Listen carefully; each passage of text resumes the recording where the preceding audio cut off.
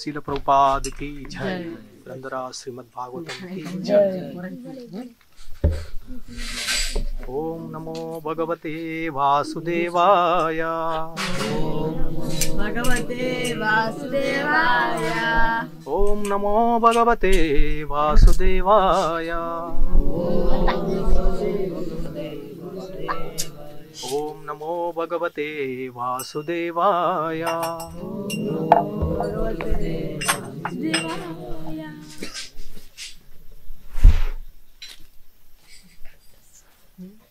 उत्थानपादा राजर्षि प्रभावं तनयस्य तं श्रुत्वा दृष्ट्वा अद्भुतमं परम उत्तानपादो राजर्षि प्रभावं तनयस्य तं श्रुत्वा दृष्ट्वाद्भुतामं श्रुत्वा दृष्ट्वाद्भुतामं प्रपेदे विस्मयं परम् उत्थानपादो राजर्षि प्रभावं तनयस्य तं श्रुत्वा दृष्ट्वाद्भुततमं प्रपेदे विस्मयं परम् उत्थानपादो राजर्षि प्रभावं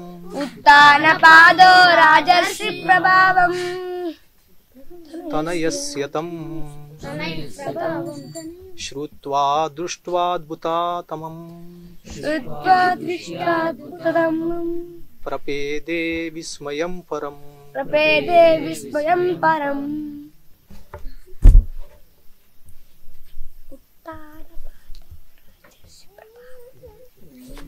उत्तानपादो राजर्षिः प्रभावं तनयस्य तं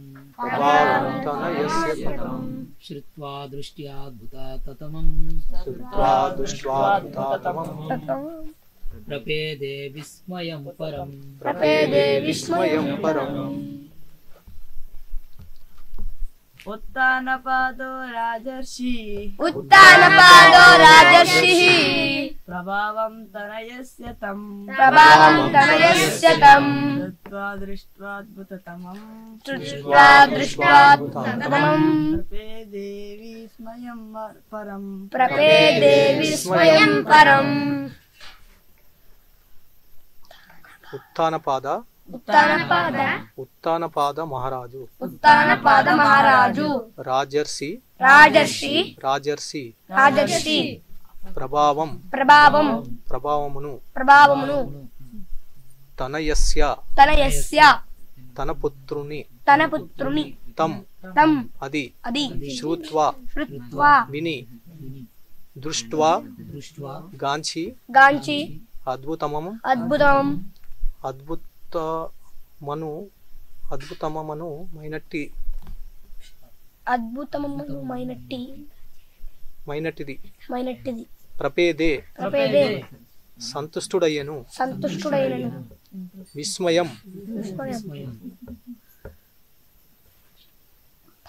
విస్మయం పరం పరమాచార్యమును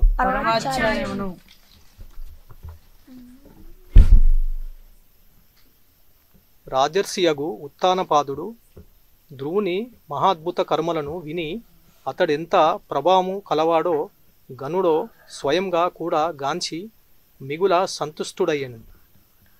ధ్రువుని కార్యములు పరమాశ్చర్యకరములైనవి కదా.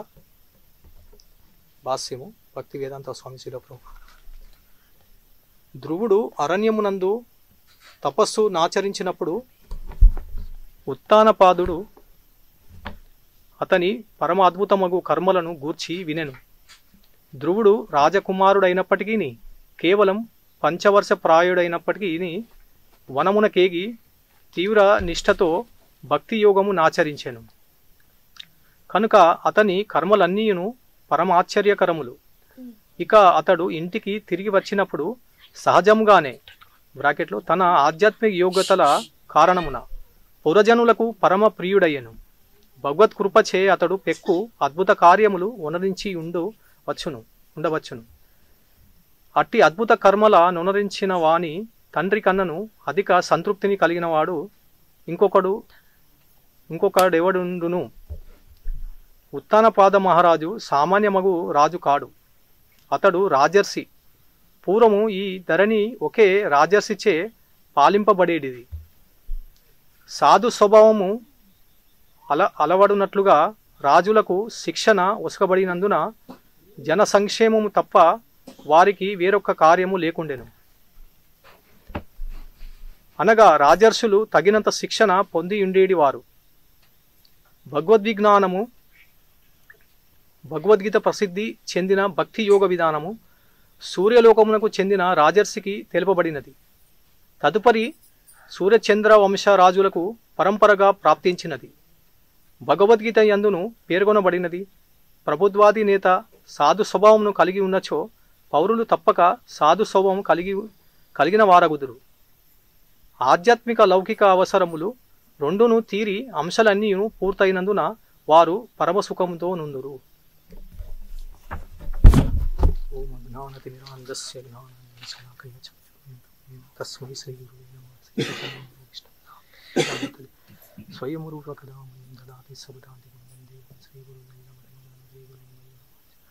శ్రీరూపం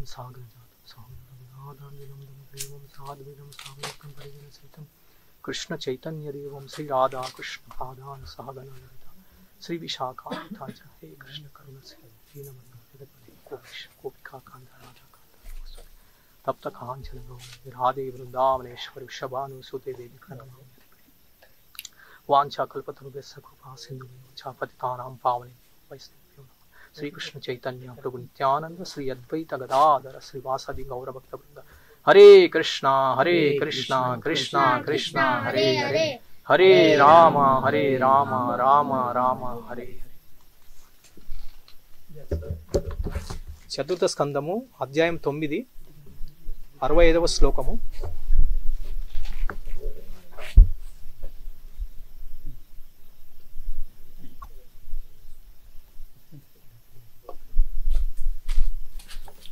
ఇక్కడ ధ్రువుని కార్యములు పరమ ఆశ్చర్యకరములైనవి కదా అని ఇక్కడ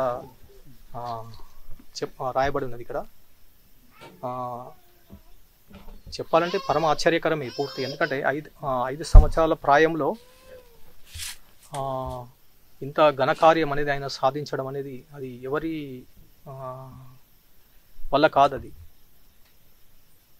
ఎలాగైతే ప్రహ్లాద్ మహారాజు ఏ విధంగా అయితే 5 సంవత్సరాల ప్రాయం నుంచే, అంటే అతను కూడా చిన్న వయసు ప్రాయం నుంచే భగవంతుని పూర్తిగా స్మరిస్తూ ఉన్నాడు అన్నమాట ఎప్పటికీ. ఆ విధంగా ధ్రువ మహారాజ్ కూడా పూర్తిగా నిష్ఠతోటి దృఢ నిశ్చయంతో అతను అడవిలకేగి అక్కడ 6 నెలలు కఠినంగా తపస్సు ఆచరించాడు. పూర్తి కఠినంగా. ఆ తపస్సు ఎవరు కూడా చేయలేరు, సర్వసామాన్యంగా ఎవరు కూడా చేయలేరు. ఎందుకంటే అది మామూలుగా ఎంత తపస్విలైనా కూడా చేయలేరు. అంత చిన్న వయస్సు అనేది ఇంకా అది ముఖ్యంగా అది చెప్పబడుతుంది. పెద్దవాళ్ళు అంటే అది ఒక విధంగా ఒక విషయం వేరుగా అవుతుంది. కానీ 5 సంవత్సరాల ప్రాయంలో అంటే ఇంకొకటి దీనిలో విశేషం ఏంటంటే సత్యుగంలో, ఇది సత్యుగంలో అప్పుడు శరీరంలో శక్తి అనేది చాలా ఎక్కువగా ఉంటుంది. అప్పుడు బలము అన్ని రకాలుగా వాళ్ళలో శక్తి, అన్ని సామర్థ్యం అన్నీ ఉంటాయి. అంటే వాళ్ళలో తపస్సు చేసే శక్తి కూడా చాలా అద్భుతంగా ఉంటుంది. అయినా కూడా 5 సంవత్సరాల ప్రాయం అంటే అది ఎవరు కూడా అది చేయలేని పని అన్నట్టు. అందుకే ఉత్తానపాదుడు కూడా చాలా ఇక్కడ ఆనందంగా ఆయన ఉన్నాడు అన్నట్టు, ఇక్కడ అంతా ఆ విధంగా చేయడం అనేది. ధ్రువుడు అరణ్యమునందు తపస్సు నాచరించినప్పుడు ఉత్తానపాదుడు అతని పరమాద్భుతము కర్మలను గూర్చి వినెను. ఉత్తానపాదుడు 6 నెలలు ఆ అరణ్యంలో ఉన్నప్పుడు, ఆ తపస్సును ఆచరించినప్పుడు ఆ కర్మలు అంటే అక్కడ ఆయన చేస్తున్నటువంటి ఆ విధి విధానాలు, ఆ నియమాలని ఆయన పూర్తిగా తెలుసుకుంటున్నాడు. అక్కడ ఏం జరుగుతుంది, ఏమవుతుంది అనేది. ధ్రువుడు రాజకుమారుడు అయినప్పటికీ, కేవలం పంచవర్ష ప్రాయుడు అయినప్పటికీ వనమున కేగి తీవ్ర నిష్ఠతో భక్తి యోగమును ఆచరించాను. కనుక అతని కర్మలన్నీయును పరమాశ్చర్యకరములు. ఇక అతడు ఇంటికి తిరిగి వచ్చినప్పుడు సహజంగానే అంటే తన ఆధ్యాత్మిక యోగ్యతల కారణమున పురజనులకు పరమ ప్రియుడయ్యను. ఆ రాజ్యంలో ఉన్నటువంటి ప్రజా అందరూ కూడా అతన్ని ఎంతో ప్రియంగా అంటే ఎంతో ప్రేమగా అతన్ని ఇలాంటి కొడుకు నాకుంటే బాగుండు అన్నట్టుగా ఆ విధంగా వాళ్ళ మనసులో ఫీలింగ్స్ కలుగుతూ ఉంటాయి. ప్రతి ఒక్కరు కూడా చూడండి, ఎవరైనా కూడా ఒక మంచి సంతానము ఉన్నదనుకోండి, అంటే వాళ్ళ ఇంట్లో అబ్బాయి అయినా అమ్మాయి అయినా ఒక బుద్ధిమంతులు, ఇప్పుడు భౌతిక ప్రపంచంలో కూడా చూస్తున్నాం కదా మనం, ఎక్కడైనా కూడా కొందరి ఇళ్లలో పిల్లలు ఎంతో ఇబ్బంది పెడతా ఉంటారు. వాళ్ళు సరిగా చదవడంలో అయినా వేరే ఇంకా దేంట్లో కూడా వాళ్ళు తెలివి అనేది అంతగా పెట్టరు. మరియు పనులు కూడా ఏది కూడా చకచక చేయలేరు అన్నట్టు. ఇంట్లో తల్లిదండ్రులు కూడా ఎంతో ఇబ్బంది పెడతా ఉంటారు. కానీ ఇక్కడ ఉత్తానపాదుడు ఎంతో ఆనందంగా ఉండడం ముఖ్యమైన కారణం ఏంటంటే ధ్రువుని ఆ సంకల్పము, ఆ విధంగా ఆయన చేసిన సాక్షాత్కారం, భగవంతుని ఆయన పొందడం అనేది అది మామూలుగా ఎవరు చేసే పని కాదు. అది ఎవరు చేయలేరు కూడా ఆ విధంగా. అందుకే పురజనవాసులు కూడా ఎంతో వాళ్ళు ఆనందంగా, వాళ్ళు ఎంతో ఇష్టంగా ఆయనని ప్రియుడయ్యాను అంటే వాళ్ళ దృష్టిలో వాళ్ళ హృదయాలలో ఆ విధంగా నెలకొని పోయినట. ఆ విధంగా ధ్రువ మహారాజు భగవత్కృపచే అతడు పెక్కు అద్భుత కార్యములు ఒనరించి వచ్చును. అట్టి అద్భుత కర్మల నొనరించిన వాని తండ్రి కన్నను అధిక సంతృప్తిని కలిగిన వాడు ఇంకొక దేవడుండును. ఉత్తానపాద మహారాజు సామాన్యమగు రాజు కాడు. అతడు రాజర్షి. పూర్వము ఈ ధరణి ఒకే రాజర్షి చే పాలింపబడేది. ఉత్తానపాదుడు కూడా మామూలు వ్యక్తి కాదు అని ఇక్కడ చెప్పబడుతుంది. ఆయన రాజర్షి. పూర్వము ఈ ధరణి ఒకే రాజర్షి చే పాలింపబడేది. ఇప్పుడు మనం 5000 సంవత్సరాల పూర్వం కూడా చూస్తే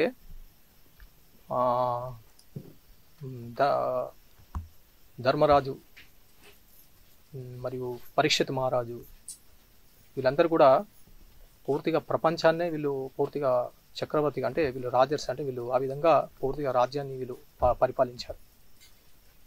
కానీ ఇప్పుడు ఏమైంది, పూర్తిగా విభాగాలుగా అన్ని వేరే వేరే దేశాలు వేరే వేరే అన్ని విభజన అవుతా పోయింది. ఇప్పుడు మనకు భారతదేశంలో కూడా చూస్తే ఏమవుతుంది, ఎలా ఉన్నది భారతదేశంలో ఎన్నో రాష్ట్రాలు విభజన అయిపోయినాయి. మామూలుగా చూస్తే ఇప్పుడు ఒకప్పుడు ఆంధ్రప్రదేశ్ ఉండేది, ఇప్పుడు ఏమైంది ఆంధ్రప్రదేశ్ కూడా విభజన అయ్యి తెలంగాణ వేరైపోయింది, ఆంధ్రప్రదేశ్ వేరైపోయింది. అలా చూసుకుంటూ వెళ్తే చాలా వరకు అన్నట్టు. ఇప్పుడు ఒకప్పుడు మన దేశంలోనే పాకిస్తాన్ ఉండేది, బంగ్లాదేశ్ ఉండేది, ఇవన్నీ కూడా విభజన వెళ్ళిపోయింది. దీనికి ముఖ్య కారణం ఏంటంటే భక్తి అనేది లేదు ఎవరిలో. భక్తి అనేది పూర్తిగా లేదు. భగవత్ కరుణ అంటే వాళ్ళు భక్తితోని కార్యములు నొనరించే వాళ్ళే వాళ్ళు భగవత్ కరుణపై పూర్తిగా ఆధారపడి ఉంటారు. వాళ్ళు భక్తి అనేది ఒక్కటే వాళ్ళకు భగవంత్ చింతన అంటే భగవంతుని సంతృప్తి కొరకే వాళ్ళు కర్మలు చేస్తూ ఉంటారంట. అలా చేసే వాళ్ళకు ఎప్పుడు కూడా ఇది నాది ఇది నీది అనేది భావన రాదు వాళ్ళలో, ఎప్పుడు రాదు. ఎప్పుడు ఏమవుతుంది అంటే అంతా భగవంతుని సంపద, మనం భగవంతుని సేవకులము, మనం భగవంతుని సంతృప్తి పరిచేందుకు మనకి మానవ జన్మ ఇవ్వబడిందని మనకు అనుకుంటాం అన్నట్టు. అందుకే యుద్ధాలు కూడా జరిగాయి. ఇప్పుడు ఆ కాలంలో చూడండి, మొత్తం రాజర్షి ఆయన సామాన్యమగు రాజు కాడని చెప్తున్నాను ఇక్కడ ఉత్తానపాద మహారాజు. అంటే ఇప్పుడు ఈ విధంగా యుద్ధాలు జరుగుతున్నాయి అంటే మొన్నటి వరకు మనం చూసాం కదా, యుక్రెయిన్ రష్యా, పూర్తిగా యుక్రెయిన్ అనేది పూర్తిగా భూమట్టం అయిపోయింది. కానీ ఎవరైనా తెలుసు అనుకుంటా, మీరు ఎవరైనా చూశారనుకుంటా, యుక్రెయిన్లో అక్కడ ఆ విధంగా అన్ని బాంబులు వర్షాలు కురుస్తున్నా కానీ బాంబుల వర్షం మొత్తం ఎంతో మంది చనిపోయారు, మొత్తం ఎన్నో ఆస్తి సంపదలు కూడా నష్టమైనాయి. కానీ హరే కృష్ణ భక్తులు ఎక్కడైతే ఎక్కడెక్కడైతే ఇస్కాన్ మందిరాలు ఉన్నాయి, వాళ్ళు ఎక్కడెక్కడైతే వాళ్ళు ఇండ్లు పూర్తిగా వాళ్ళ ఎక్కడైతే ఫ్లాట్లు అపార్ట్మెంట్లు వాళ్ళ ఇండ్లు కూలిపోయి వాళ్ళు పూర్తిగా రోడ్డు పైకి వచ్చారు. కానీ భక్తులు కృష్ణుని భక్తులు వాళ్ళు పరమ దయాళులు అన్నట్టు. వాళ్ళు వాళ్ళకి ఎంతో ఆ ప్రసాదాన్ని ఇవ్వడం, వాళ్ళకి సహాయం చేయడం చేశారు. మరి ఇంకొకటి విషయం ఏంటంటే అక్కడ ప్రతి ఒక్కరూ ఇలా వణుకుతూ ఉన్నారు, భయపడుతున్నారు. ఎప్పుడు ఏ క్షణంలో ఏ బాంబు వచ్చి మీద పడుతుంది అన్నట్టుగా భయపడేవారు. కానీ కృష్ణ భక్తులు వాళ్ళ వీడియో ఒకసారి చూసామన్నట్టు మేము. ఆ టైంలో వాళ్ళు ఎంతో హ్యాపీగా వాళ్ళు కీర్తన చేసుకుంటూ ప్రసాదం అనేది వాళ్ళు తయారు చేస్తారు, భోగ్ తయారు చేస్తారు భగవంతుడు. ఎంతో హ్యాపీగా వాళ్ళ ముఖంలో ఎక్కడ కూడా ఆ భయ ఆందోళన ఏమి లేదు అన్నట్టు. ఎంత విచిత్రం అంటే చమత్కారం చెప్పండి. అంటే ఒక భక్తుడు ఒక్కలే ఆ విధంగా ఉండగలరు, భయాందోళన ఉండదు అన్నట్టు ఎప్పుడైనా. ఇప్పుడు మనం చూస్తాం కదా, ఒక పిల్లి ఉన్నది. పిల్లికి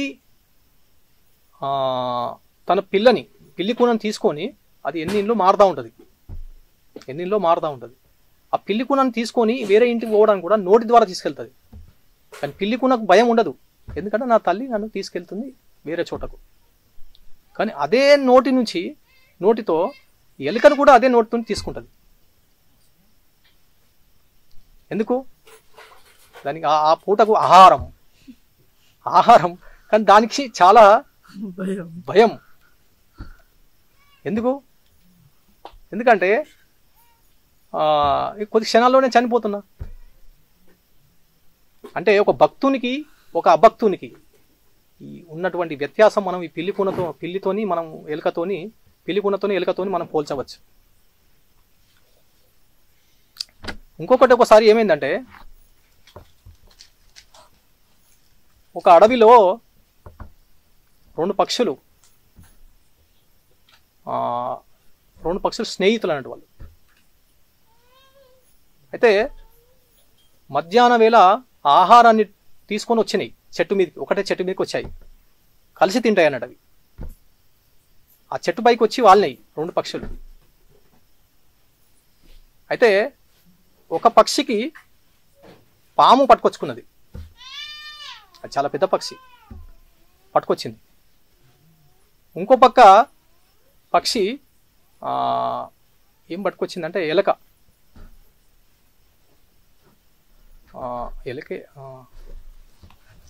పట్టుకొస్తుంది. అయితే ఇక్కడ ఏం జరుగుతుందంటే ఆ ఎలకకు భయమే, ఇక్కడ పాముకు భయమే, రెండింటికి భయమే ఉన్నది. కొద్ది క్షణాల్లో చనిపోతాయి. కానీ ఇక్కడ వీళ్ళు మాట్లాడుకుంటున్నాయి రెండు పక్షులు. కానీ ఇక్కడ పాము ఉంది కదా, ఆ పాము ఈ ఎలకని తినాలనే ప్రయత్నం చేస్తుంది. అది అంటే కొద్దిసేపట్లో చనిపోతుంది. అది పాముకు కొద్దిసేపట్లో దాని మరణం ఉన్నది. ఎందుకంటే ఈ పక్షి చేతిలో అది పూర్తిగా పొడిచి తినేస్తుంది. దాని కాళ్ళ మధ్యలో ఇరికేసి పెట్టేసి పాముని ఈ రెండు పక్షులు మాట్లాడుకుంటున్నాయి. ఇక్కడ ఎలక భయపడుతున్నది. కానీ ఈ పాముకు ఆహారంగా ఉన్నదని అది చూస్తున్నది అక్కడ. అంటే ఈ రెండింటి మధ్యలో చూడండి, అంటే ఇప్పుడు భౌతిక ప్రపంచంలో లౌకికుడు అంటే ఏదైతే అభక్తుడు ఈ పూర్తిగా దేహ కర్మలకే పూర్తిగా అంటే వాటికే నియుక్తుడైన వాడు మరి రేపు చనిపోతానని కూడా మనకేం భయం ఉండదు అన్నట్టు. ఒకసారి ఒక వ్యక్తి అతను ఒక నాకు తెలిసిన వ్యక్తి అన్నట్టు. అతను ఊరికి వెళ్తుండు. అక్కడ నేను అప్పుడు గుజరాత్లో ఉన్నప్పుడు అతను వెళ్తున్నాడు ఊరికి వెళ్తుంటే అతను కలిశాడు, చెప్పారు నేను ఊరికి వెళ్తున్నాను అంటే. ఎందుకంటే మా రిలేటివ్, మా దగ్గర బంధువు, ఆయన క్యాన్సరు 4th స్టేజ్, డాక్టర్ చెప్పేసిండు ఇంకా మీరు 2 నెలలు ఇట్లా ఎక్కువ మీరు ఉంటారు, 2-3 నెలలు అని చెప్పారు. అదే ఒకసారి కలిసి చూసి రావాలి, మా అమ్మ వాళ్ళ తమ్ముడు ఎవరో ఇట్లా చెప్పారు. అతను వెళ్ళారు, అక్కడికి వెళ్ళి కలిశారు.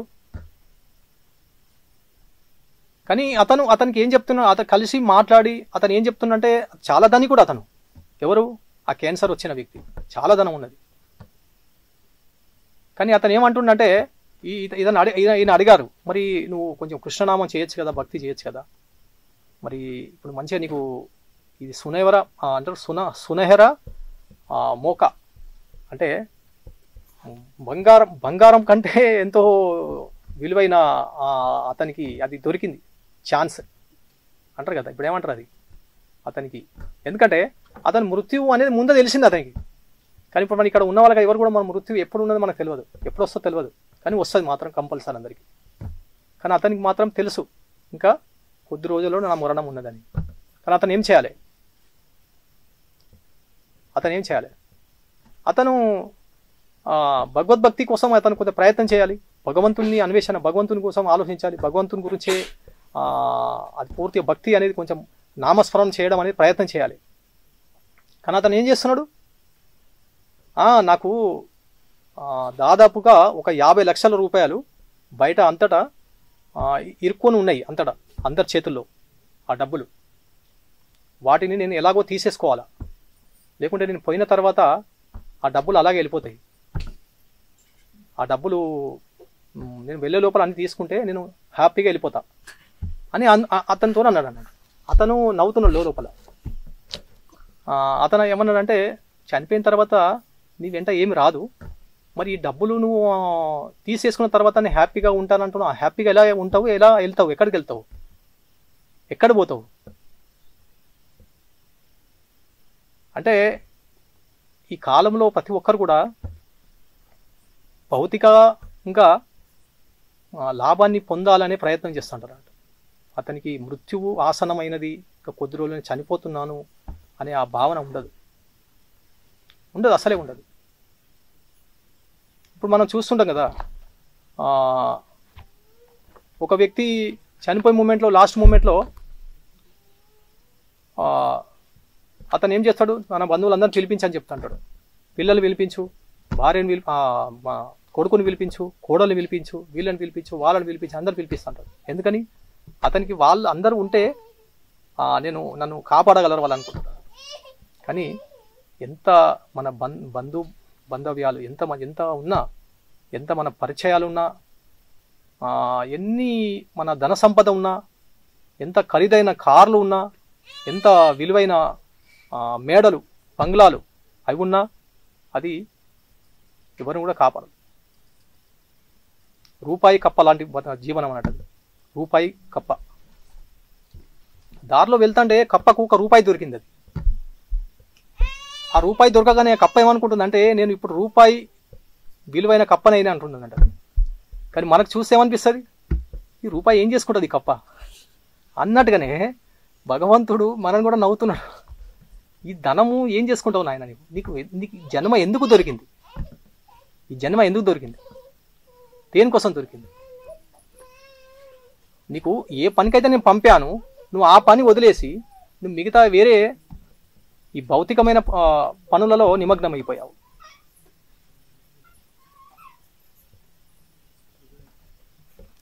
అందుకే భగవద్భక్తి అనేది పూర్తిగా స్వీకరించాలి, అది గురువు ద్వారా. ఇక్కడ ప్రామాణికంగా వస్తున్నటువంటి నారద మునిని ఆయన ధ్రువుడు స్వీకరించారు. ప్రామాణిక గురువుని ధ్రువమహారాజు స్వీకరించారు గురువుగా. ఎందుకంటే ప్రామాణికం అనేది ఆ భగవంతుడు ప్రతినిధి అన్నట్టు ఆయన. అందుకే ఆయన ప్రతినిధి ద్వారా మనం ఏదైతే ఆయన చెప్పిన విధంగా విధి నియమాలు అన్ని పాటిస్తూ భగవంతుని సంతృప్తి పరిస్తే అది మన జీవితం అనేది పూర్తిగా సఫలీకృతం అవుతుంది. ఎందుకంటే ఆయారాం జాయారాం అవుతున్నట్టు ఇందులో అంటున్నాడు. అది ఒక సామెత, ఆయారాం జాయారాం అంటే రావడం పోవడం అంతే. దానికి ఏం అర్థం లేదు, మనిషికి ఏం అర్థం ఉండదు. నేను ఇన్ని కోట్లు సంపాదించాను, నేను ఇంత పెద్ద పదవిలో ఉన్నాను, కానీ ఆ పదవి అతన్ని ఏమైనా కాపాడుతుందా? కాపాడదు. అలా కాపాడేది ఉంటే ఎంతోమంది సమాధులు అయిపోయారు. ఇప్పటికీ ఎంతోమంది సమాధులు అయిపోయారు. వాళ్ళు పెద్ద పెద్ద ఆ సమాధి పైన పేర్లు రాస్తారు.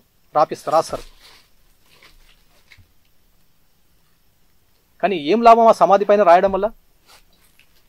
ఏమైనా లాభం చేకూరుతుందా? అతని శరీరాన్ని వదిలిపెట్టి ఆ ఆత్మ అతను చేసినటువంటి కర్మానుసారము ఆ మనస్సు అనేది దేనిపైన ఆసక్తితోని ఆ శరీరాన్ని వదిలిపెడుతున్నాడు.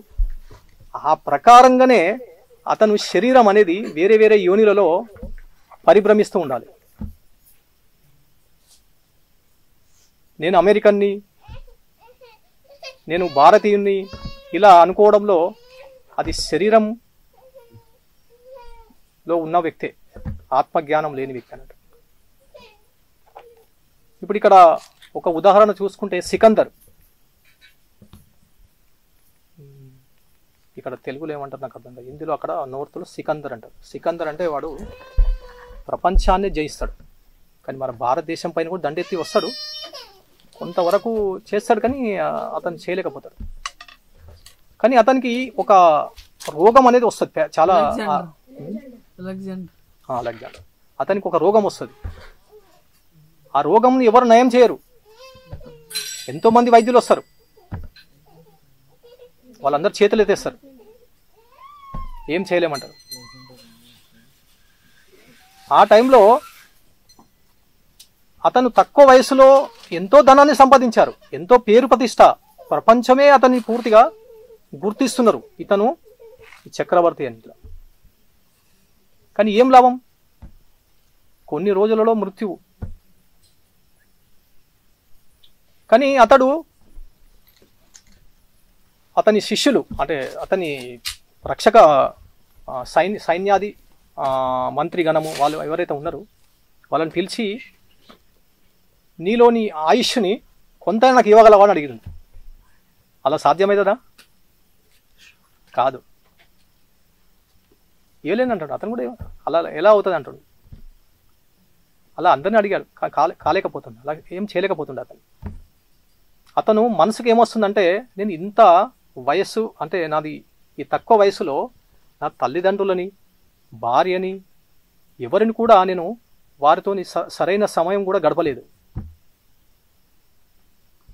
ఈ రాజ్యం అని, పేరు అని, ప్రతిష్ట అని వీటి వెనక ఉరుక్కుంటూ వెళ్తున్నాను నేను. చివరికి నా స్థితి ఇక్కడే ముగిస్తున్నది. కానీ అతను ఏమంటున్నాడంటే, చివరి క్షణంలో నా 3 కోరికలు తీర్చమని చెప్తున్నాడు. 3 కోరికలు నాకు తీర్చని చెప్తాడు. అతని మంత్రి గణంకు చెప్తాడు.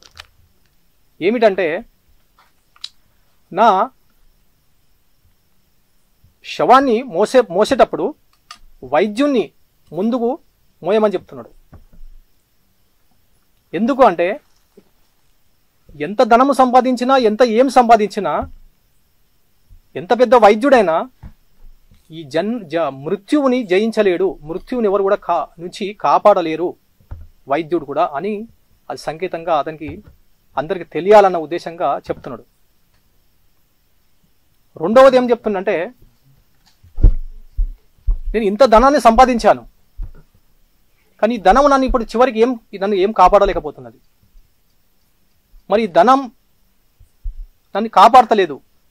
మరి చివరికి ఈ ధనం అనేది నా శవము వెళ్తున్నప్పుడు ఆ దారి పొడుగున ఎక్కడ వరకైతే నన్ను పాతి పెడతారు అక్కడ వరకు నా దారి పొడుగున మీరు ఈ ధనాన్ని వేయమని చెప్తున్నారు. దారి పొడుగున ధనాన్ని మొత్తం వేసేయండి. ఈ భౌతిక ప్రపంచానికి తెలియాలి చివరికి ఈ ధనము మరణాన్ని కాపాడదు, మనని కాపాడదని. మూడవది ఏం చెప్తుందంటే, ఎప్పుడైతే నన్ను పాతి పెడతారో నా శవపేటిక నుంచి నా 2 చేతులు పైకి పెట్టమని చెప్తుంది. ఎందుకని అంటే ఈ సికందరు, ఈ అలెగ్జాండరు, ఇతను ఎంతో పేరు ప్రతిష్టలు, ఎంతో శక్తిమంతుడు, కానీ ఏం చేయలేకపోతున్నాడు. మృత్యు ముందు ఓడిపోతున్నాడు. ఖాళీ చేతులతోనే వచ్చాను, ఖాళీ చేతులతోనే నేను తిరిగి వెళ్తున్నాను. అంటే ఈ ప్రపంచానికి ఒక సికందర్ అంత వాడు ఎవరున్నారు చెప్పండి. ఇప్పుడు మనం ఈ భౌతికంగా ఇప్పుడు చూస్తే ధీరుభాయ్ అంబానీ, అలా చూస్తే ఇంకా ఎంతోమంది అరబోపతులు ఉన్నారు. కానీ డబ్బు పలుకుబడి ఉన్నది, కానీ ప్రపంచానికి ఆయన ఆధినేత కాదు కదా. కానీ ఆయన పూర్తిగా ప్రపంచానికే ధనము, సంపద అన్నీ ఉన్నాయి, కానీ అతను ఓడిపోతున్నాడు. అంటే ఇది ఎందుకు మనం ఈ విధంగా వీళ్ళ నుంచి ఉదాహరణ మనం తీసుకోవాలన్నట్టు, వీళ్ళ నుంచి ఉదాహరణ తీసుకోవాలి. అందుకే గురు మహారాజ్ ఎప్పటికీ మనకు చెప్తుంటారు, ప్రభుపాదుల వారు మనకు ఏ నియమాలైతే మనకు ఇచ్చారు వాటిని యాజ్ ఇట్ ఈజ్గా మనము పూర్తిగా పాటించాలి. ప్రభుపాదుల వారు అనేక చోట్ల భాగవతంలో అనేక చోట్ల ఆయన వర్ణింపబడినది, అంటే వర్ణించి రాశారు. అంటే రాశారు, ఏం రాశారు? వర్ణాశ్రమ సముదాయాలు, దైవీ వర్ణాశ్రమ సముదాయాలు నెలకొల్పాలి. ఎందుకు వర్ణాశ్రమ సముదాయాలు అనేది మానవ జీవనానికి అదొక ప్రకృతి ఒడిలో వండుకుంటూ ప్రకృతి ఇచ్చిన విధంగా, ఈ ప్రకృతి భగవంతుడే నిర్మించాడు. కానీ దీనికి విరుద్ధంగా పోకుండా ప్రకృతి ఇచ్చిన విధంగా ఈ జీవన శైలిని మలుచుకొని నువ్వు భగవద్భక్తిని పూర్తిగా ఆచరిస్తూ చేస్తూ భగవంతుణ్ణి పూర్తిగా సంతృప్తి పరిస్తే అప్పుడు నీ జీవనం అనేది సఫలమవుతుందని చెప్తాను. కానీ ఇప్పుడు మనం చూస్తున్నాం కదా, ఎన్నో రకరకాలుగా భక్తిలో కొంతమంది వేరే వేరే మార్గాలలో ఉంటారు. మాయావతంగా కూడా చూస్తే, నిరాకారంగా, రకరకాలుగా ఇప్పుడు శంకరాచార్యులది అనుయాయులను చూస్తే కూడా ఆ విధంగా రకరకాలుగా ఎన్నో భక్తి మార్గాలలో ఉన్న వాళ్ళు ప్రభుపాదుల వారు ఏమంటున్నారంటే, నువ్వెంత గనుడవో,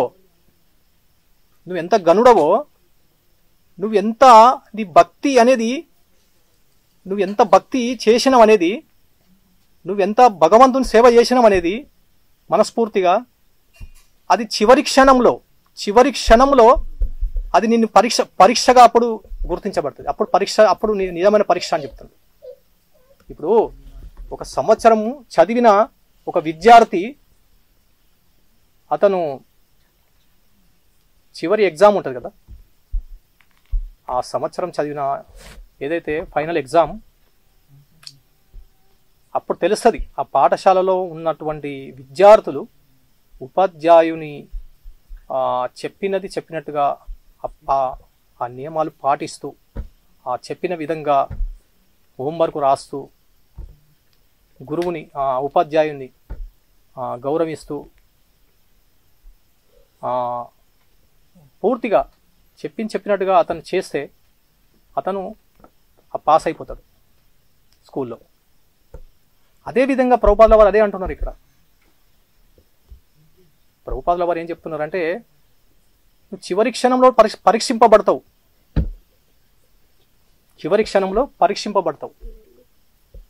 కొంతమంది ఎంతో పేరు ప్రతిష్టలతోని నామమాత్రంగా భక్తిలో నెలకొని ఉంటారు.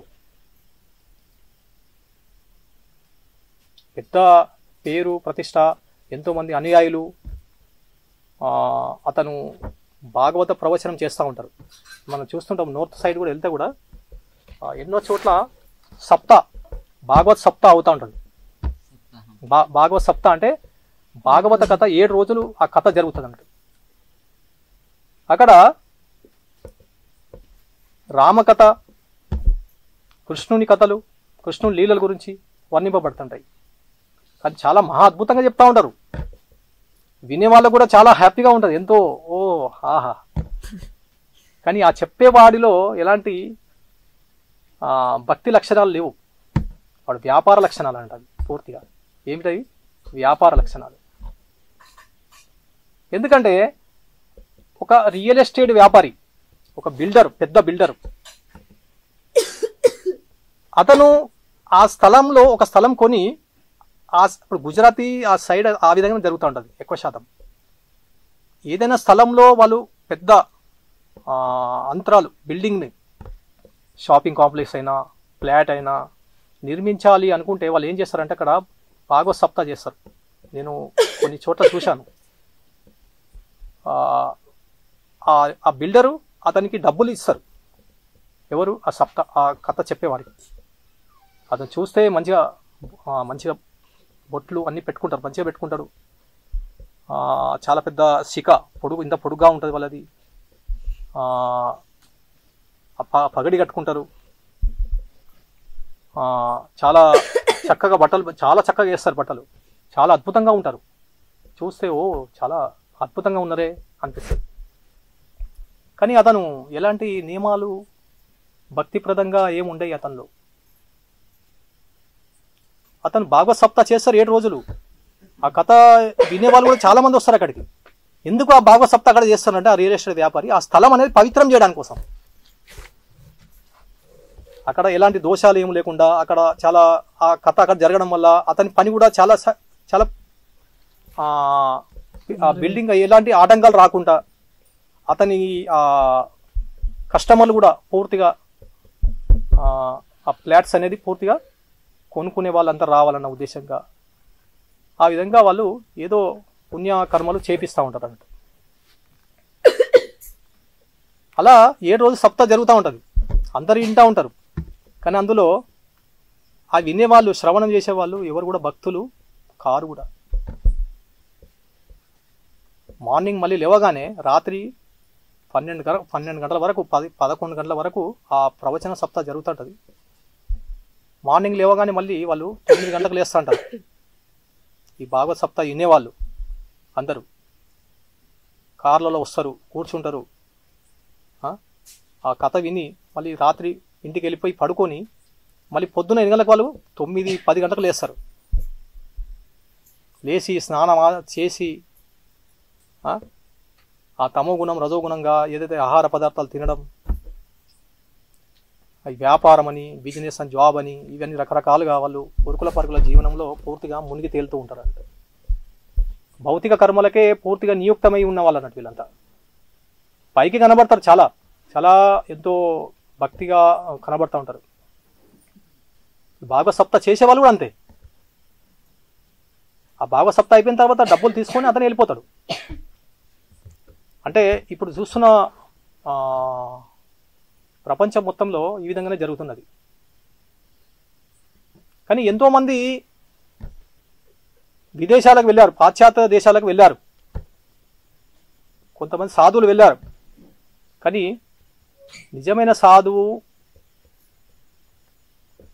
అవునా కాదా అనేది అది వాళ్ళ కార్యములతో తెలిసిపోతుంది, వాళ్ళు చేసిన కార్యములతో తెలిసిపోతుంది. ప్రభుపాదుల వారు ఆయన విదేశాలకు వెళ్ళి ఆయన చేసిన కార్యములు అవి చాలా మహా ఘనమైనవి, అంటే చాలా మహా అద్భుతమైనవి.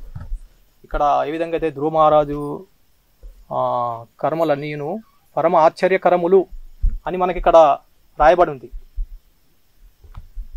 ఎందుకు ప్రభుపాదుల వారు కూడా మన విషయంలో చూస్తే పరమ ఆశ్చర్యకరములే. ఎందుకంటే 70 సంవత్సరాల వయసులో పాశ్చాత్యులకు వెళ్ళడం ఏంది, ఆ టైంలో అంత వయసులో ఉన్నవాళ్ళు గుజరాత్లో అంటారు కాట్లేపే సోనా. కాట్లేపే సోనా అంటే అదొక చెక్క మంచం ఉంటుంది, చెక్క మంచము, అది తాళ్ళతోనే అల్లి ఉంటుంది. నవర్ తాళ్ళు పేనేసిన తాళ్ళతోని అల్లిన ఉంటుంది. అతను ఇల్లు ఇక్కడ ఉంటే ఆ పక్కకు ఒక షెడ్ లాగా ఉంటుంది రేకులది, అక్కడ పక్కకు అది వేసుకొని పడుకుంటాడు. అంతే 2-3 టైములు ఆ భోజనం అనేది అతని సంతానం తీసుకొచ్చి ఇస్తూ ఉంటుంది, తింటుంటాడు, అక్కడ కూర్చుంటాడు. కానీ ప్రభుపాదుల వారు కానీ ఆ విధంగా ఉన్నవాళ్ళు కాట్లేపే సోనా అనే ఆ వ్యక్తులు వాళ్ళు ఎలాంటి భక్తి కాదు, ఎలాంటి ఆ భౌతిక కర్మల్లో పూర్తి నిమగ్నమై ఉన్నవాళ్ళు, పూర్తిగా భోగించిన వాళ్ళు. చివరికి ఏముంది వృద్ధాప్యం. వృద్ధాప్యం ఎంత భయంకరమైనదంటే చాలా భయంకరమైనది. కానీ ఒక భక్తులు వృద్ధాప్యమైన అతను ఎప్పుడు భయంకరంగా అది ఉండదు, ఎప్పుడు భయంకరంగా ఉండదు, ఎందుకంటే ఆనందమయంగా ఉంటుంది. కానీ అభక్తుడు ఏ విధంగా ఫీల్ అవుతాడు? నేను ఎంతో అన్నీ సాధించాను, అన్నీ చేశాను, అన్నీ సంపాదించాను, ధనమంతా, ఇదంతా ఇప్పుడు నా పిల్లలు దీన్ని భోగిస్తున్నారు, ఇప్పుడు నా 4 గోడల మధ్యలో నన్ను వేశారు, నన్ను ఎవరు పట్టించుకునేవారు లేరు. ఆ స్థితికి కొని తెచ్చుకున్నది ఎవరు? అతనే కదా. తన పిల్లలకు మొదటి సంధి భగవద్భక్తిని ఇవ్వకుండా, ఎలాంటి సంస్కారం ఇవ్వకుండా, అతను పూర్తిగా ఇంద్రియ తృప్తి కోసమే పూర్తిగా జీవనాన్ని గడిపి తర్వాత ఆ పిల్లలకు ఏమైనా సరైన మార్గం ఎలాగ వస్తుందండి? రాదు. ఆ విధంగానే కానీ ప్రభుపాదుల వారు శుద్ధ భక్తులైన భగవంతుని ప్రతినిధి, సామాన్య వ్యక్తి కాదు. ఆయన 70 సంవత్సరాల వయసులో వెళ్ళి అక్కడ ఆ విధంగా పాశ్చాత్యులని హిప్పీలని పూర్తిగా హ్యాపీ చేయడం అనేది అది మామూలు పని కాదు. ఇంకా ఇక్కడ ఏం చెప్పబడుతుందంటే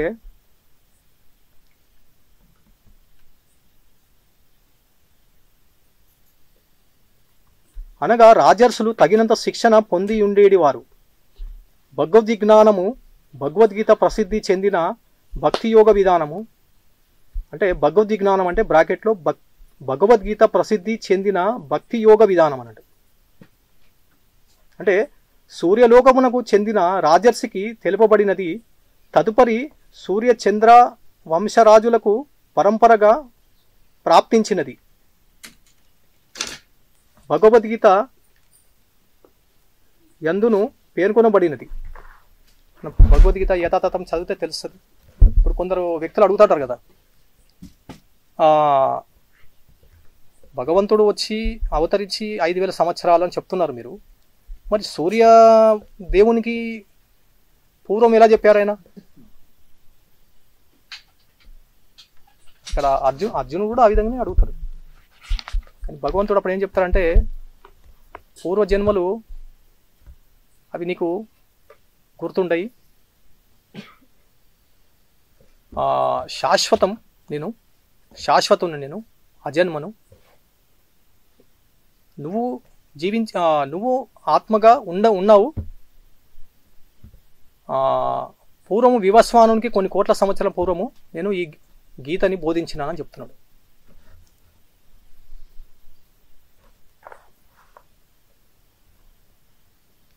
ప్రభుత్వాది నేత సాధు స్వభావమునకు కలిగి ఉన్నచో పౌరులు తప్పక సాధు స్వభావం కలిగిన వారవుదురు. ప్రభుత్వాది నేత ఈ విషయం వినగానే మనకేమో ఏం గుర్తుకొస్తుంది అంటే ప్రభుపాదుల వారు గుర్తుకొస్తారు. ఎందుకంటే ప్రభుపాదుల వారు గాంధీజీ గారు కూడా ఎంతో చెప్పారు, మీరు భగవద్గీత అధ్యయనం చేస్తున్నారు కానీ అది పరంపర ద్వారా చేస్తలేరు, మీరు గురువుని ఆశ్రయించలేరు. ఆయనకి ఎన్నోసార్లు లేఖ రాశారు. చివరికి నువ్వు ఏదైతే ఈ సామాజిక కార్యక్రమాలు ఏదైతే ఇవి దేశభక్తి కోసం చేస్తున్నావో చివరికి ఆ దేశ పౌరులే నేను కాల్చి చేస్తారని చెప్పి, ఆ దేశ పౌరుల చేతనే నువ్వు ఇబ్బందులు పడాలని చెప్పి. అలాగే జరిగింది. తర్వాత ప్రభుపాదుల వారు ఇందిరాగాంధీ గారు ఉన్నప్పుడు ఆ టైంలో ఆయన ఇందిరాగాంధీకి 10 సూత్రాలు ఇచ్చారు. ఇప్పుడు ఇక్కడ మనకి అదే చెప్పబడుతుంది. ఇక్కడ సాధు స్వభావం కలిగి ఉన్నచో పౌరులు తప్పక సాధు స్వభావము కలిగిన వారగుదురు. మరి ఈ విధంగా ప్రభుత్వాది నేత సాధు స్వభావం కలిగి ఉండాలంటే ఏ విధంగా మరి? అందుకే ప్రభుపాదుల వారు ఆ 10 సూత్రాలు అనేది ఇందిరాగాంధీకి ఇవ్వడానికి వెళ్ళారు. అప్పటికి ప్రభుపాదుల వారు పాశ్చాత్య దేశాల నుంచి వచ్చారు.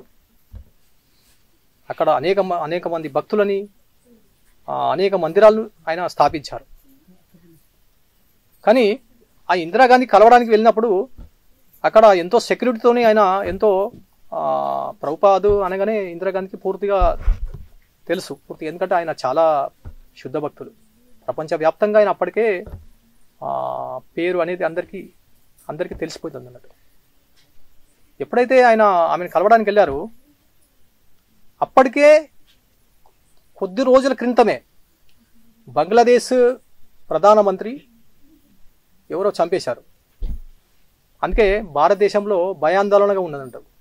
ఇందిరాగాంధీ కూడా లోపల ఎంతో భయంగా ఉన్నది. ఏమని అంటే ఏ క్షణమైనా నా పరిస్థితి కూడా ఇదే అవుతుందని. చివరికి అలాగే అయింది కదా. అయితే ప్రభుపాదుల వారు ఆమె కలిశారు. ఆ 10 సూత్రాలలో ఏం చెప్పారంటే, ఒక సూత్రము 500 మంది విదేశీ పౌరులు భక్తులు వాళ్ళు విదేశాల నుంచి ఇక్కడికి వచ్చారు మన భారతదేశానికి. వాళ్ళకు పర్మనెంట్గా ఇక్కడ భారతదేశంలో పౌరసత్వం అంటే ఇక్కడ ఉండే విధంగా మీరు దీనికి వాళ్ళకి ఇవ్వాలని చెప్పారు. ఓకే అన్నారు. ఇంకా అలా చాలా విషయాలు రాయబడింది. అందులో రాజకీయ నాయకులందరూ కూడా రోజు పొద్దున కీర్తన చేయడమని, ఇంకా మాల చేయడమని, మాంసాన్ని ఎక్కడ కూడా బయట అమ్మకూడదని, ఇంట్లో అది తింటున్నారంటే అది ఓకే కొద్దిగా అంతే. ఇంకా చాలా విషయాలు అందులో ఉన్నాయి పాయింట్స్. అది మనం తెలుసుకోవాలి అనుకుంటే అది పుస్తకం మహారాజుల వారు, పరమ పూజ్య భక్తి వికాస్ మహారాజుల వారు యువతకు సందేశం అనే ఆ పుస్తకం ఉన్నది, చిన్నది. ఆ పుస్తకంలో చివరికి మీరు 10 సూత్రాలు చదవచ్చు. దాంట్లో పూర్తిగా ఇవ్వబడింది. ఒకవేళ ఆ విధంగా కనుక ఇందిరాగాంధీ గారు ఈ నియమాలు ఇస్తే భారతదేశానికి ఈ పరిస్థితి ఇప్పుడు రాకపో.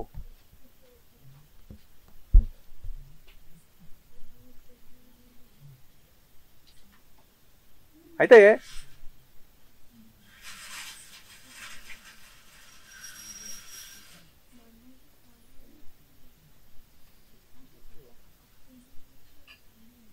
ఆధ్యాత్మిక లౌకిక అవసరములు రెండును తీరి ఆశలన్నీయు పూర్తయినందున వారు పరమసుఖంతో నుందురు. ఇక్కడ లౌకిక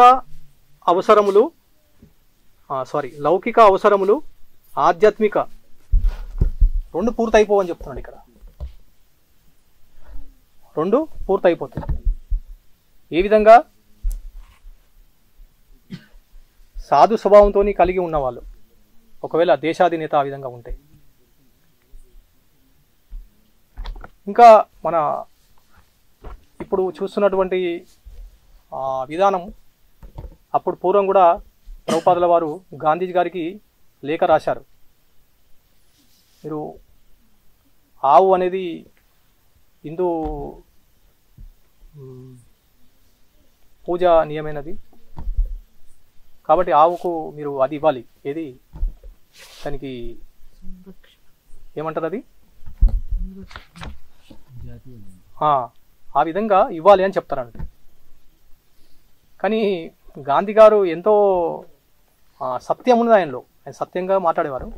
కానీ ఆయన ఎప్పుడైతే భారతదేశం విడుదలైంది, ఎప్పుడైతే స్వాతంత్రం వచ్చింది, కానీ ఆయన ఈ ముస్లింని హిందువులని కంట్రోల్ చేయలేకపోయారు. 10 లక్షల మంది, ఎప్పుడైతే దేశ విభజన అయింది 10 లక్షల మంది చనిపోయారు. 10 లక్షల మంది.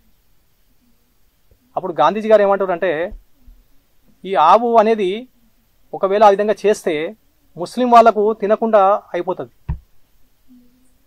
వాళ్ళు కూడా మన భారతదేశంలో ఉన్నారు. కాబట్టి ఇది మనం చేయలేము. ఈ హిందూ దేశంగా దాన్ని వాళ్ళు చేయలేకపోయారు. హిందూ దేశంగా దీనిని చేయలేకపోయారు. కొన్ని కారణాలు కూడా చూస్తే ఇక్కడ గాంధీజీ గారు కూడా ఎన్నో కొన్ని మిస్టేక్స్ కనబడతాయి. అంటే ఇక్కడ మనకు ఏం చెప్పబడుతుందంటే, ఇక్కడ ముఖ్యంగా దేశాధినేత అనేది పూర్తిగా సాధు స్వభావంతో భగవంతుడు ఇచ్చినటువంటి విధి విధానాలతోటి నెలకొని ఉంటేనే ఆ దేశ రాజు, ఆ దేశ పౌరులు పూర్తిగా సుఖమయ జీవనంతో ఆధ్యాత్మికంగా ఆనందమయ జీవనంలో ఉండగలరు. నెహ్రూ గారు కూడా ఎంతో ఆయన లేఖ రాశారు. అప్పుడు నెహ్రూ గారు కూడా లేఖ రాశారు, మీరు భక్తిని స్వీకరించండి, భక్తి తీసుకోండి. కానీ నెహ్రూ అతను సిగరెట్లు తాగే దాంట్లో చాలా అదనట్టు, అతను చాలా విలువైన చాలా కాస్ట్లీ సిగరెట్లు తాగుతాడు. ఒకసారి సిగరెట్లు అయిపోతే అతను విమానంలో వేరే దేశం నుంచి తెప్పించుకొని తాగారు, అది స్టాక్ అయిపోతే. అంటే చెప్పాలంటే మానవ జన్మ అనేది చాలా అమూల్యమైనది, దుర్లభమైనది మనుష్య జన్మ. దీనిని మనం ఆచితూచి మనము భక్తిలో పూర్తిగా ఎలాంటి అపరాధాలు జరగకుండా భగవంతుని సంతృప్తి పరిచే విధంగా మనము జీవించాలి. లేకుంటే ప్రభుపాదుల వారు అన్నారు కదా, నువ్వు ఎంత గనుడవో చివరికి ప్రశ్న అది ఏదైతే నువ్వు పరీక్షింపబడతావని, అప్పుడు నీ పరీక్ష అనేది అప్పుడు నీది నువ్వు పాస్ ఆ ఫెయిల్ అని అప్పుడు తెలుసా అని చెప్తా. కాబట్టి చాలా మనము ధ్రువుడి నుంచి మనం తెలుసుకోవాల్సిన ఇది, ఎందుకంటే మనము ధ్రువుడు అనేది చిన్న బాలుడు, ఆయన అంత తపస్వి, ఆయన అంత దృఢంగా అతను అవన్నీ చేయడం 36,000 సంవత్సరాలు భగవంతుడు ఆయనకు పరిపాలించే ఆ విధంగా ఉండేందుకు ఆయనకి ఇచ్చారు. ఇప్పుడున్న ఈ జనరేషన్కు మనకు ఒక కొన్ని కోట్ల రూపాయలు ఇచ్చేసి నువ్వు హాయిగా హ్యాపీగా ఉండరు అంటే వాడు చాలా హ్యాపీగా ఉంటాడు, వాడు నానా కర్మలు చెడు కర్మలు చేస్తూ ఉంటాడు, వాడు ఎంతో ఎంజాయ్మెంట్ చేస్తూ ఉంటాడు. కానీ ఇక్కడ ధ్రువ మహారాజ్ అనేది ఆయన భక్తుడు, శుద్ధ భక్తుడు. ఒక రకంగా ఫస్ట్ ఆయన ఏదైతే సంపద కోసం వెళ్ళారు, కానీ తర్వాత భగవంతుని సాక్షాత్కారంతో అతను పూర్తిగా శుద్ధ భక్తులై. కాబట్టి భగవంతుడు వాళ్ళకే ఇవ్వగలుగుతాడు ధనాన్ని, అందరికి ఇవ్వలేడు. కృష్ణుని ఆశ్రయించిన వాళ్ళు ఎప్పుడు కూడా వాళ్ళకు ధనం అనేది ఎప్పుడు కూడా రాదు. ఎందుకంటే ఒక తల్లి ఉంది కదా, ఒక తల్లి తన పిల్లవాని ఆవేదన, పిల్లవాని ఆ ఏడుపు, పిల్లవాడు పిచ్చివానిలాగా ఏడుస్తున్నాడు, కానీ ఆ తల్లి ఆ పిల్లవాని ఆ ఏడుపుని భరించలేక ఆ పిల్లవాడు ఏమడుగుతుంది తెలుసా, విషయం అడుగుతున్నాడు.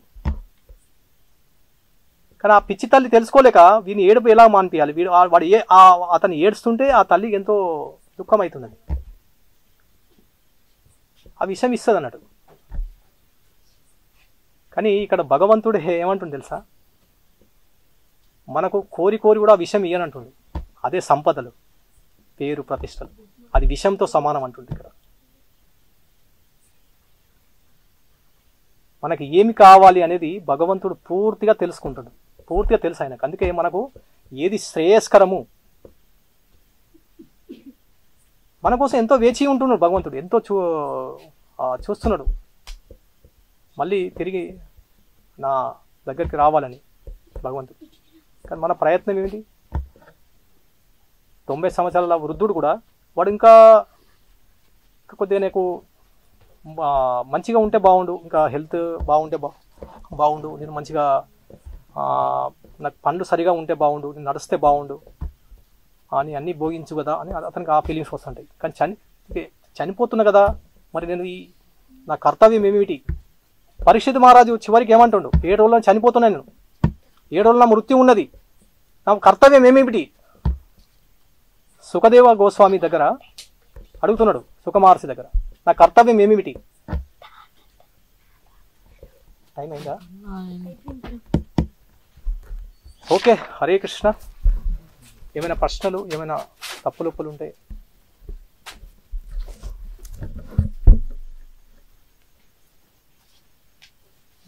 ग्रंथराज श्रीमद् भागवतम की जय। शिल प्रभुपाद की जय। शिल प्रभुपाद की